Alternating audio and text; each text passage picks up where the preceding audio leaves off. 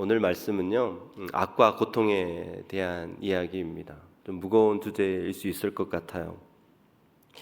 우리가 이해할 수 없는 악과 고통을 만났을 때 하나님을 어떻게 바르게 바라보고 잘 믿을 수 있는지 오늘 말씀을 통해서 함께 살펴보고자 합니다.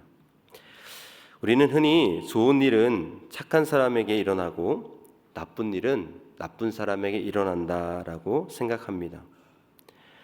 선하고 착한 삶을 살면 신이 복을 주시고 악한 삶을 살면 신이 벌을 내린다는 것이 일반적인 생각이죠.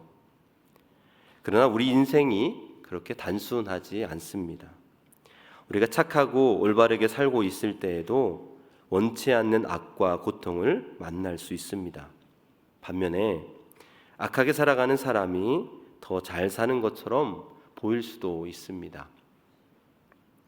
제가 신학교 다닐 때 왜 착한 사람에게 나쁜 일이 일어날까라는 책을 보고 참 책 제목을 잘 지었다고 생각한 적이 있습니다.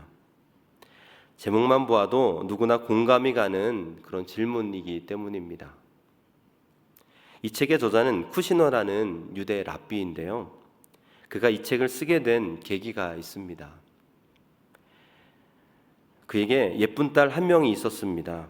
그런데 7살 되던 해에 어떤 질병으로 인해 17살밖에 살지 못하는 그런 진단을 받게 되었습니다. 그렇게 그의 딸은 전혀 알 수 없는 병으로 17살에 죽게 됩니다. 쿠시너는 너무 슬펐습니다. 자신이 왜 이런 고통이 찾아오는가 질문하게 되었습니다. 그는 하나님을 잘 믿었고 유대인의 랍비로서 신학자로서 착하게 살아가려고 노력했고 하나님의 뜻대로 살아가려고 노력했는데 왜 착한 나에게 이런 고통이 일어나게 되었는지 이해할 수가 없었습니다. 그러면서 그는 하나님은 이 세상을 창조하셨지만 지금은 이 세상에 관여하지 않으시고 주관하지 않으신다라고 판단하였습니다. 그는 하나님의 전능성을 약화시키며 이 문제를 해결하려고 하였습니다. 물론 저는 이분의 주장에 동의하지 않습니다. 그러나 그가 당하였던 고통의 문제가 지금 나에게 일어날 수 있기에 신앙을 가진 자로서 그 문제를 어떻게 바라봐야 하는지 이 시간 여러분들과 함께 살펴보고자 합니다. 우리는 살아가면서 어쩔 수 없이 만나는 악의 실제가 있습니다. 그 악은요, 자연악과 도덕악으로 나눠볼 수 있습니다. 자연악은 자연에서 일어나는 일들을 통해 인간이 경험하는 고통과 악입니다. 얼마 전에 일어났던 튀르키예의 지진이 있었죠.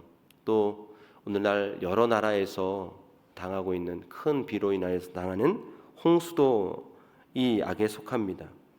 그리고 갑자기 찾아온 질병과 또 사고 그리고 화재 같은 이런 것들이 자연악에 속합니다. 그러면 도덕악은 무엇일까요? 그것은 죄인인 인간이 서로에게 또는 인간이 사는 세계에게 가하는 고통과 악입니다. 배신, 폭력, 또 비방, 착취 같은 것이라 할 수 있습니다. 우리가 살아가는 세상에는 이렇게 자연악과 도덕악이 어제나 오늘이나 반복해서 일어나고 있습니다. 그래서 우리는 어쩔 수 없이 이런 악과 고통의 문제를 만날 수밖에 없습니다. 누가 봐도 악하게 살아가는 사람인데 오히려 더 잘 풀리고 잘 사는 사람이 있습니다. 악하게 사는 사람인데 더 형통하게 되는 것처럼 보일 때가 있습니다. 그러나 반면에 정직하게 살고 하나님의 뜻을 따라 의롭게 살아가는 자들은 고난의 연속이고 힘든 일이란 다 겪는 것 같은 삶을 보면서 이게 무엇인가 라고 생각될 때가 있습니다. 그럴 때는 정말 하나님이 계신 걸까? 그런 의심이 들게 됩니다. 그리고 하나님을 의심하며 원망하며 신앙을 떠나는 사람들도 있습니다. 그렇다면 우리는 이런 상황 가운데 어떻게 하나님을 바르게 바라보고 잘 믿을 수 있을까요? 오늘 시편에도 시인은 악하게 사는 사람들이 형통하는 모순된 현실을 보았습니다. 그리고 그 속에서 신앙인이 겪게 되는 의인의 고난과 고통에 대한 하나님의 생각이 어떤 것인지 그렇게 묻고 있습니다. 이런 모순된 현실 속에서 어떻게 하나님을 올바르게 바라보고 믿을 수 있는가에 대한 답을 우리에게 주고 있습니다. 그렇다면 이 시인이 경험한 이해할 수 없는 악과 고통의 문제는 무엇이었을까요? 이 시간 본문을 통해서 함께 그 악과 고통의 문제를 알아보기를 원합니다. 오늘 본문 말씀 1절과 2절을 보면 우리 함께 1절과 2절 말씀 함께 읽어보겠습니다. 하나님은 마음이 정직한 사람과 마음이 정결한 사람에게 선을 베푸시는 분이건만 나는 그 확신을 잃고 넘어질 뻔했구나. 그 믿음을 버리고 미끄러질 뻔했구나. 아멘. 시편 저자인 아삽은요, 악하게 사는 자들이 형통하는 형상을 보면서 큰 시험에 빠졌습니다. 미끄러질 뻔했다, 또 넘어질 뻔했다라는 표현을 보면 우리는 잘 알 수 있습니다. 아삽은 하나님이 어떤 분이신지 잘 알고 있었어요. 1절에 보면 하나님은 마음이 정직한 사람과 마음이 정결한 사람에게 선을 베푸시는 분이시다 말씀합니다. 그런데 악인들이 누리는 평안을 보니까, 악인들이 잘 되는 것을 보니까 이런 하나님에 대한 믿음이 흔들려 의심하게 되고 시험을 받아 넘어질 뻔하였다라고 고백하는 것입니다. 그렇다면 아삽이 시험을 받은 이 악인들이 누리는 평안은 무엇을 말하는 것일까요? 오늘 본문 4절에서 5절 말씀에 잘 나타나 있습니다. 제가 읽어드리겠습니다. 그들은 죽을 때에도 고통이 없으며 몸은 멀쩡하고 윤기까지 흐른다. 사람들이 흔히 당하는 그런 고통이 그들에게는 없으며 사람들이 의뢰당하는 재앙도 그들에게는 아예 가까이 가지 않는다. 시인은 악하게 사는 자들을 보니까 사람들이 흔히 겪는 인생의 고난이나 재난이나 사고 그리고 질병이 비켜가는 것처럼 보였습니다. 또한 우리가 흔히 복 있는 죽음은 고통 없이 죽는 것이라고 말하듯이 악인들을 보니까 고통 없이 잘 죽더라는 것입니다. 얼마나 잘 먹었는지 몸에 윤기까지 흐른다라고 말하고 있습니다. 그리고 12절에서 13절 말씀을 보니까 그런데 놀랍게도 그들은 모두가 악인인데도 신세가 언제나 편하고 재산은 늘어만 가는구나. 이렇다면 내가 깨끗한 마음으로 살아온 것과 내 손으로 죄를 짓지 않고 깨끗하게 살아온 것이 허사라는 말인가. 아삽이 보니까 악인들이 모두 언제나 신세가 편하고 재산은 늘어만 가고 있음을 보게 되었습니다.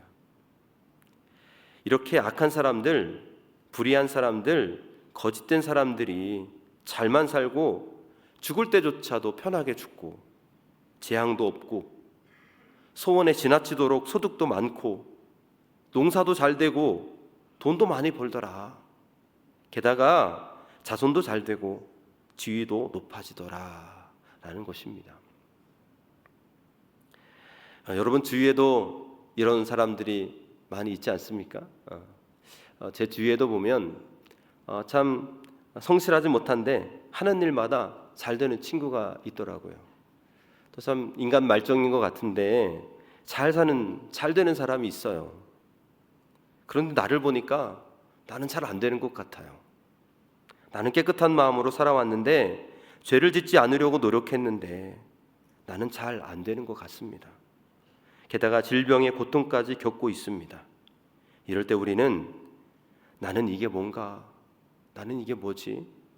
그렇게 원망하며 불평하게 된다는 것입니다. 오늘 시편의 아삽은 왜 믿음의 사람들보다 악을 행하는 자들이 이 세상에서 더 잘 되는지 이해가 되지 않았습니다.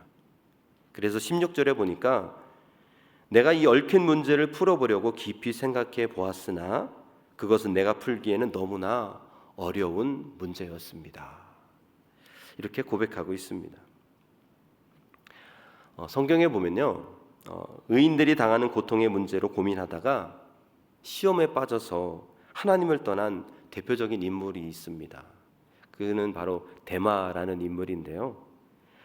그는 바울의 친구이자 동역자로서 골로새서나 빌레몬스의 문안 인사에 함께 기록될 정도로 그 당시에 성도들 가운데 널리 알려져 있던 인물이었습니다. 그러나 그는 바울이 감옥에 투옥되자 바울을 버리고 데살로니가로 떠나버렸습니다. 이에 대해 사도 바울은 데마는 이 세상을 사랑하여 나를 버리고 데살로니가로 갔고 라는 말을 남겼습니다. 그냥 데살로니가로 갔고 라고 하면 되는데 이 세상을 사랑하여 나를 버리고 데살로니가로 갔고 라고 말을 했지요. 여기서 데마가 이 세상을 사랑했다라는 것은 복음을 위해 고난을 받기보다 자기 자신을 더 사랑하고 쾌락을 쫓아 살았다라는 것을 의미합니다. 데마는 그 당시 그리스도인이 로마의 핍박을 받는 것이 이해가 되지 않았습니다. 게다가 바울까지 감옥에 갇히게 되니 왜 이런 고통을 겪어야 되는지 도무지 이해를 할 수가 없었어요. 그래서 결단을 내리고 바울만이 아니라 하나님까지 떠나게 되었던 것입니다. 이것을 보면 신앙인이라도 이런 인생의 악과 고통의 문제로 고민하며 시험에 빠지기가 쉬움을 우리는 잘 깨달아 알 수 있습니다. 그래서 오늘 시인 아삽은요, 이해할 수 없는 인생의 고통의 문제가 참 풀기 어려운 문제라고 고백하고 있습니다. 그렇다면 여러분, 우리의 삶에서 일어나는 이해할 수 없는 악과 고통의 현실 속에서 하나님은 과연 계시는가? 하나님이 계시다면 무엇을 하시는가? 라고 하는 그런 의심에 빠지지 않으려면 어떻게 해야 할까요? 누가 봐도 악하게 살아가는 자들이 더 잘 되는 것 같은 이 세상에서 우리가 믿음의 사람으로서 하나님을 바라보고 믿음으로 올바로 살아가려면 우리가 어떻게 해야 할까요? 오늘 시인은 여기에 대해서 우리에게 답을 주고 있습니다. 그것은 바로 시선을 하나님께 두어야 한다라는 것입니다. 자신의 시선을 하나님께 고정해야 한다는 것입니다. 오늘 본문 3절 말씀인데요. 우리 3절 말씀을 같이 함께 읽겠습니다. 그것은 내가 거만한 자를 시샘하고 악인들이 누리는 평안을 부러워했기 때문이다. 아멘. 시인인 시의 전반부에서 세상에서의 성공과 번영을 가진 악인들의 부러운 면만 바라보고 있었습니다. 악인들이 세상에서 형통하고 번영을 누리고 살아가는 것에 대해서만 집중하고 있었기에 원망하고 불평할 수밖에 없었습니다. 그러면서 오늘 17절 말씀에 보면 그러나 마침내 하나님의 성소에 들어가서야 악한 자들의 종말이 어떻게 되리라는 것을 깨닫게 되었습니다. 그렇게 고백하고 있습니다. 여기서 성소의 의미는 다윗의 시대이므로 성전이 지어지기 전 성막을 의미합니다.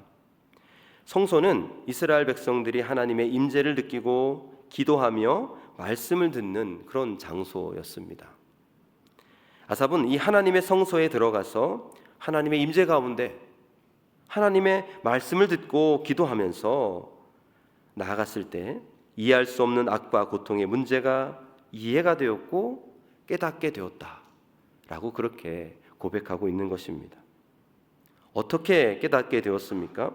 악인들의 형통을 부러워했던 아삽의 시선이 하나님의 시선으로 바뀌어졌기 때문입니다. 이해할 수 없는 고통의 문제로 신음하던 이 아삽의 시선이 하나님의 시선으로 바뀌어졌기 때문에 그것이 가능했다라는 것입니다. 얼마 전 다니엘 기도에 나온 이 개구먼 정선희 집사님의 간증을 들은 적이 있습니다. 여러분, 이 정선희 집사를 잘 아시죠? 그 간증을 듣는데 참 재미있기도 하였고 감동이 있었습니다. 그녀는 23살부터 교회를 다니기 시작하였다고 그래요. 오래된 불교 집안에서 교회를 나간다는 것이 쉽지 않았습니다. 먼저 어머니가 이 교회를 다니기 시작을 하였는데 그 이유는 아버지의 사업이 잘 안 되었기 때문이라고 합니다. 그래서 종교를 바꿔보면 아버지의 사업이 잘 되지 않을까, 그렇게 해서 교회를 나가게 되었다고 그래요. 근데 교회를 나가면서 큰 은혜를 받은 것입니다. 그래서 막 새벽 기도도 열심히 나가고 열심히 신앙생활을 하게 되었어요. 그런데 아이러니하게도 아버지의 사업은 더 기울게 되었다라고 그렇게 말을 합니다. 그 무렵에 이 정선희 집사님도 방송 쪽 일을 하면서 참 지쳐 있었다고 합니다. 자존감이 낮아질 대로 낮아졌다고 그래요. 그러면서 어머니를 따라 교회에 나가게 되었고 하나님의 음성을 듣게 됩니다. 내가 너를 사랑한다. 근데 그 음성을 듣는데 얼마나 참 이 세상에 달라 보이던지 큰 은혜를 받았다라고 말합니다. 그러면서 신앙생활을 시작하게 되었습니다. 그렇게 식구들 중에 어머니와 자기만 교회를 다니게 되었다고 합니다. 아버지도 처음에 교회를 나갔지만 교회에 실망하고 다니지 않게 되었다고 합니다. 그 이후로 아버지가 술을 자주 드셨다고 그래요. 그리고 더 폭력적이 되었다고 합니다. 그래서 아버지의 폭력 때문에 어머니가 응급실에 몇 번 실려가는 일이 있었다고 합니다. 어느 날 이 일을 하던 정선희 집사에게 연락이 왔어요. 어머니가 응급실로 또 실려갔다라는 소식이었습니다. 정선희 집사님이 너무 분했다고 그래요. 너무 화가 났다고 그럽니다. 그래서 이번에는 안 되겠다. 내가 아버지한테 가서 단판을 지어야 되겠다. 그렇게 생각하고 그렇게 이제 집으로 가고 있었습니다. 그런데 집으로 가면서 하나님 어떻게 할까요? 그런 생각이 들어서 즉 먼저 교회로 가서 물어봐야 되겠다라는 생각이 들어서 교회로 먼저 가게 되었다고 합니다. 그래서 그곳에서 기도를 하는데 하나님이 가서 아버지를 안아주어라 라고 하는 그런 마음을 주시더래요. 그래서 그런가요? 하다가 하나님 이건 아니잖아요. 내가 지금 이렇게 화가 났는데 그래서 다시 기도를 했는데 하나님이 또 가서 아버지를 안아주어라 라고 하는 그런 마음을 주시더라 합니다. 그래서 이 정선희 집사는 그대로 이제 가정에 집으로 가게 되었습니다. 집에 갔는데 아버지가 불교방송을 틀어놓고 마치 교회 다니는 모녀에게 시위를 하듯이 그렇게 앉아있는 모습이 어린아이와 같이 보였다고 그럽니다. 그래서 이 정선희 집사는 아버지한테 가서 아버지를 꼭 껴안아 드렸다고 그래요. 아버지가 처음에는 이렇게 약간 움찔하더니 그대로 그렇게 같이 앉게 되었다고 합니다. 그때 이 아버지가 왈칵 눈물을 흘리더라 합니다. 그러면서 내가 얼마나 외로웠는지 아니? 그렇게 정선희 집사님에게 얘기하더라는 것이죠. 그때 이 정선희 집사는 주님께 회개를 했다고 합니다. 아버지의 외로웠다는 말을 듣고 교회를 다니지 않는다고 아버지를 핍박했던 그 자신을 회개했다고 그래요. 그 이후로 이 아버지가 또 계속 또 술도 드시고 또 폭력을 행하셨지만 자기의 눈이 바뀌었다고 그래요. 자기가 아버지를 바라보는 시선이 바뀌었다라고 고백을 합니다. 그래서 그 이후로 아버지가 참 귀엽게 보였다라는 그런 고백의 간증을 들었습니다. 저는 정선희 집사님의 이 간증을 들으면서 저희 아버지가 떠올랐어요. 저희 아버지와 저희 관계도 비슷했기 때문입니다.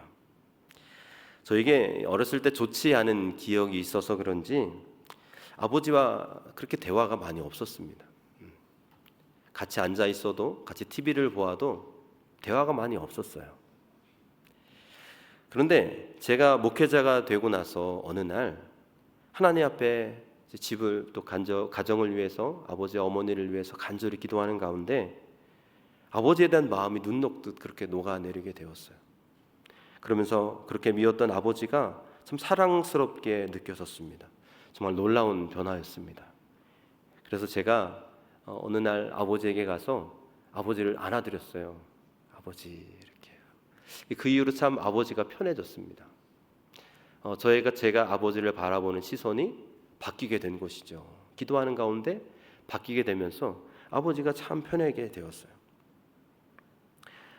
지금 아마 우리 사남매 중에서 제가 아버지를 제일 편하게 생각하지 않나라는 그런 생각을 해보게 됩니다. 저는요 이 좋은 교회에서 주일마다 설교하면서 한 가지 큰 소원이 생겼습니다.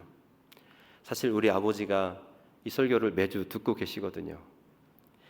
근데 제 소원은 아버지가 하나님 믿고 교회를 나가게 되는 것입니다.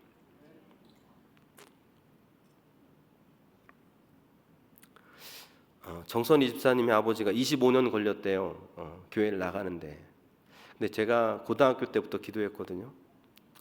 그렇게 생각해 보면 저도 한 20년, 30년이 되는 것 같아요. 30년이 넘은 것 같아요. 근데 이제는 우리 아버지가 예수님을 믿고 구원받았으면 좋겠습니다. 여러분들 생각날 때마다 기도해 주시기를 바랍니다. 여러분들 제가 이렇게 아버지에 대한 시선이 바뀌게 된 건 아버지 기도하면서 아버지에 대한 시선이 바뀌어졌기 때문에 이 관계가 회복되게 되는 줄로 믿습니다. 사랑하는 성도 여러분, 이 시간 여러분에게도 여전히 풀지 못한 고통의 문제가 있을지도 모르겠습니다. 그렇다면 우리의 시선을 문제가 아닌 하나님께로 돌려보시기 바랍니다. 하나님의 시선으로 바라볼 때 그 고통의 문제가 새롭게 보이게 될 것입니다. 이해가 될 것입니다. 바라기는 우리의 시선을 하나님께 두심으로 악과 고통의 문제에 빠져 의심하는 것이 아닌 하나님의 시선으로 잘 이겨낼 수 있는 우리 좋은 교회 모든 성도님들이 다 되시기를 주님의 이름으로 간절히 축복합니다. 우리가 하나님께 시선을 고정하기 위해서 꼭 기억해야 될 것이 있습니다. 그것은 의인의 길과 악인의 길은 다르다라는 것입니다. 스펄전 목사님은요, 여물을 먹는 황소는 짐승을 잡아먹는 사자를 부러워하지 않고 공중을 나는 비둘기는 새들을 잡아먹는 독수리를 부러워하지 않는다. 그렇게 말하였습니다. 황소와 사자는 다르다는 것이죠. 또 비둘기와 독수리는 다르다라는 것입니다. 의인과 악인이 가는 길이 다르듯이 우리의 길이 다르다라는 것을 우리에게 말해주고 있습니다. 그렇다면 의인과 악인의 길이 어떻게 다릅니까? 먼저 의인은 영원한 것을 얻으려는 자들입니다. 영원한 하나님의 나라와 영원한 생명과 영원한 행복을 추구하는 자들인 줄로 믿습니다. 반면에 악인들은 이 세상 나라와 이 세상의 형통과 번영을 구하는 자들입니다. 그들은요, 자신들이 구하는 것을 얻기 위하여서 수단과 방법을 가리지 않고 서슴없이 악을 저지릅니다. 하나님은 그들의 심판을 잠시 동안 유보하셨기에 그들은 악을 행함에도 불구하고 세상에서 형통하며 번영하기도 하는 것입니다. 우리가 겪는 질병 중에 증상이 잘 나타나지 않다가 증상이 나타나 병원에 가면 이미 치료 시기를 놓쳐서 고치기 힘든 질병이 있습니다. 이 악인의 형통도 이와 같다라는 것이에요. 증상이 잘 나타나지 않다가 증상이 발현되면 고치기 힘든 병, 죽는 것처럼 지금은 영원히 살 것처럼 번영하고 잘 사는 것 같아도 하나님의 심판의 때에 결국 멸망하는 것이 악인들의 실상이라는 것입니다. 그러므로 성도 여러분, 우리는 믿음의 사람으로서 영원한 하나님의 나라를 바라보며 영원한 것을 추구하는 자들이라는 것을 기억하시고 하나님께 시선을 고정하시기를 바랍니다. 비록 악한 자들이 형통할지라도, 그래서 그들의 오만함이 끝도 없이 계속될 것처럼 보인다 할지라도 그들의 결국 슬피 울며 이를 갈미 있을 자들이라는 것을, 이 사실을 기억하고 하나님 나라와 그의 일을 바라보고 구하며 살아가는 우리 모든 성도님들이 다 되시기를 주님의 이름으로 간절히 축복합니다. 또한 우리의 삶에서 일어나는 이해할 수 없는 악과 고통의 현실 속에서 우리가 어떻게 하나님을 바라보고 잘 믿을 수 있을까요? 여기에 대한 대답이 있습니다. 그것은 악과 고통의 현실을 방치하고 회피하는 것이 아니라 그 악과 고통의 현실을 통과해야 한다는 것이죠. 마주하고 그것을 통과해야지 그 악과 현실을 이겨내서 하나님의 믿음대로 잘 살아갈 수 있다는 것입니다. 성경은요, 우리에게 악과 고통의 현실 속에서 아픔을 겪어내어 고통의 터널을 관통해야 한다고 가르쳐주고 있습니다. 예수 그리스도의 십자가 사건은 악의 문제에 대한 기독교적 처방을 우리에게 말씀해주고 있습니다. 예수님은 갈릴리에서 행하셨던 기적의 능력을 발휘하면 십자가의 고난을 피하실 수도 있었습니다. 그러나 그렇게 하지 않고 묵묵히 고난의 터널을 지나가셨습니다. 이렇듯 십자가 사건은 악의 문제에 있어서 하나님조차도 고난의 터널을 우회하지 않으셨음을 우리에게 말씀해주고 있습니다. 온 우주를 창조하신 하나님의 능력이라면 이 세상의 악을 한순간에 뿌리째 뽑아버릴 수도 있었지만 하나님은 그렇게 하지 않으셨습니다. 왜냐하면 그것이 악의 문제와 고난의 문제를 진정으로 해결하는 길이라고 믿으셨기 때문입니다. 우리가 악의 현실 앞에서 서게 되면 움츠러들게 됩니다. 그렇죠? 이 악의 문제, 고통의 문제를 맞닥뜨리게 되면 우리는 참 움츠러들게 되는 것 같아요. 그런데요, 여러분, 예수님도요, 십자가 죽음을 앞에 두고 여러 번 그런 심경, 움츠러드는 심경을 드러내셨습니다. 이렇게 악의 현실 앞에서 마음이 동요되고 흔들리는 것은요, 인간이라면 어찌할 수 없는 것입니다. 그러나 주님께서 십자가를 지시기 전날 겟세마네 동산에서 간절히 기도하셨을 때 악의 현실을 마주할 수 있는 용기와 힘을 얻으신 것처럼 우리도 기도를 통해 고난에 직면할 용기와 담력을 얻어낼 수 있습니다. 그리고 그 고난의 터널을 통과하였을 때 욥의 고백처럼 정금같이 연단된 자신을 발견하게 될 것입니다. 그때 우리는 시편의 고백처럼 이렇게 고백할 것이에요. 고난을 당한 것이 내게는 오히려 유익이었습니다. 할렐루야. 사랑하는 성도 여러분, 지금 여러분은 어떤 상황에 있습니까? 악의 현실에 마주하여 흔들리고 있습니까? 악의 몽둥이에 얻어맞은 후유증에서 아직 회복하지 못하고 계십니까?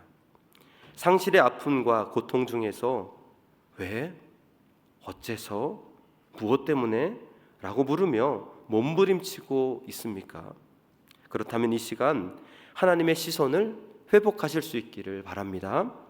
그리고 의인이 가는 길은 악인이 가는 일과 다르다는 것을 기억하시고 이 세상이 아니라 영원한 하나님의 나라를 먼저 바라보실 수 있기를 바랍니다. 뿐만 아니라 악과 고통의 현실 속에서 예수님의 기도를 본받으시고 용기 있게 뚫고 나갈 수 있는 귀한 우리 좋은교회 성도님들이 다 되시기를 축복합니다. 그럴 때 여러분, 우리에게 닥친 악과 고통의 문제가 새롭게 보이고요, 이해가 되고 해결되게 될 줄로 믿습니다. 마지막으로 우리 28절 말씀인데요, 우리 같이 28절의 말씀을 같이 함께 읽겠습니다. 하나님께 가까이 있는 것이 나에게 복이니 내가 주 하나님을 나의 피난처로 삼고 주님께서 이루신 모든 일들을 전파하렵니다. 아멘. 이제 시인은요, 하나님께 자신의 시선이 고정되어서 자신이 가지고 있던 이 악과 고통의 문제가 이해가 되니까 인생에 있어서 무엇이 가장 큰 복인지 깨닫게 되었음을 말해주고 있습니다. 인생의 가장 큰 복이 무엇입니까? 하나님과 가까이 있는 복인 줄로 믿습니다. 우리 믿음의 사람들이 악인들의 세상에서 형통하는 것을 부러워하고 바라보지 않고 영원한 하나님의 나라를 바라보며 영원한 것을 추구하는 자가 되려면 하나님께 늘 가까이 있는 자들이 되어야 하기 때문입니다. 야고보서 4장 8절 말씀을 보면 하나님께로 가까이 가십시오. 그리하면 하나님께서 가까이 오실 것입니다. 죄인들이여 손을 깨끗이 하십시오. 두 마음을 품은 사람들이여 마음을 순결하게 하십시오 라고 말씀합니다. 우리가 하나님께 가까이 간다는 것은 육신이 죄악의 자리에 머물러 있는 것이 아니라 마음을 순결하게 하는 것입니다. 거룩한 삶을 살아가는 것이죠. 그럴 때 하나님께서는 우리에게 가까이 오신다라고 말씀하고 있습니다. 다섯평 창고의 기적이라는 책을 쓴 이 이래전자의 정문식 사장에 대한 이야기입니다. 이 정문식 사장에 대해서 들어보신 분도 있을 것입니다. 그는요, 1990년 28살 나이로 다섯평 지하창고에서 사업을 시작하게 됩니다. 그렇게 비좁고 캄캄한 그 지하 공장은요, 10년이 지난 후에 2,500평의 규모로 성장을 하게 됩니다. 그리고 연매출 700억에 달하는 그렇게 벤처기업으로 성장하였습니다. 정말 5평의 창고의 기적을 이룬 것이죠. 그 이후에 2천억의 매출을 올리면서 산업자원부가 주관하는 이 벤처기업 대상도 받았다고 합니다. 그런데 여러분, 그렇게 잘 나가던 이 이래전자가 2007년 이 투기 세력의 사기를 당하면서 부도를 맞게 됩니다. 1200명의 직원과 함께 회사는 공중분해가 되었습니다. 이 정문식 사장은 큰 시련을 겪게 되었습니다. 그 당시에 많은 사람들이 아마 정문식 사장이 자살을 하게 되었을 거라고 얘기를 했다고 그래요. 그만큼 큰 시련이었다라는 것입니다. 그러나 몇 년 후에 한 기자를 통해서 그의 소식을 접하게 됩니다. 그는 부도를 맞고 나서 처음에는 많이 힘들었다고 합니다. 오늘 이 시편의 시인의 고백처럼 왜 나에게 이런 일이 일어나는 거지? 왜 나에게 이런 일이 일어날까? 라고 질문하면서 이해할 수 없는 마음으로 분하고 억울했다고 합니다. 그런데 얼마의 시간이 지나자 의외로 감사를 깨달았다고 합니다. 자기에게 닥쳤던 이 악과 고통의 문제가 이해가 된 것이에요. 그냥 받아들여지게 된 것입니다. 그러면서 자신의 삶의 희망이 보였다고 합니다. 그리고 오히려 사기를 친 사람들을 위해서 기도하는 자가 되었다고 그럽니다. 그 이후에 이 정문식 사장은 다시 힘을 내서 기존에 같이 창업하였던 사람들과 EDMS라는 회사를 세웠고요. 지금은 자동화 기기들을 만들어 꾸준히 성장하는 그 기업의 CEO가 되었다고 합니다.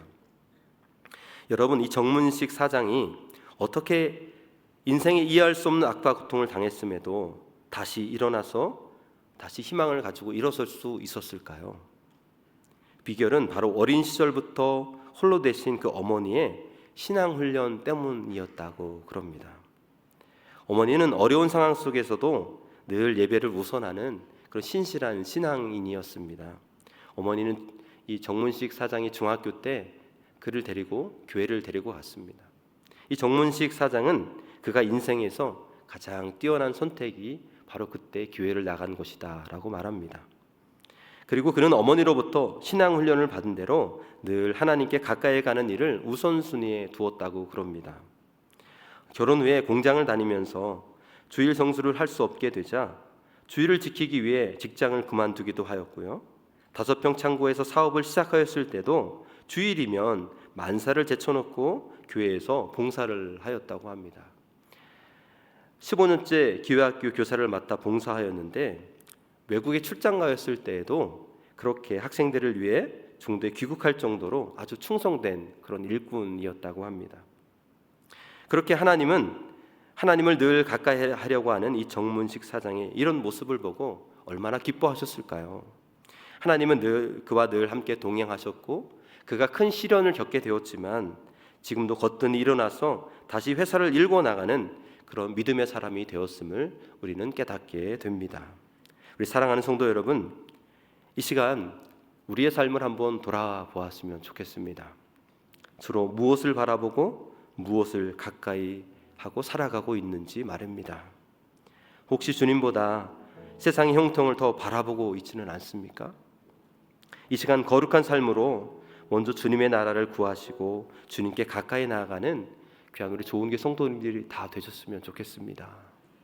그러므로 우리에게 어찌할 수 없는 악과 고통의 현실을 만날 때 주님의 시선을 회복하시게 되고 또 예수님의 기도를 본받아 그 고통의 현실을 뚫고 나갈 수 있는 그런 우리 모든 성도님들이 되실 줄로 믿습니다. 이 시간 영원한 주님의 나라를 바라보며 끝까지 믿음으로 승리하는 우리 모든 성도님들 다 되시기를 주님의 이름으로 간절히 축복합니다.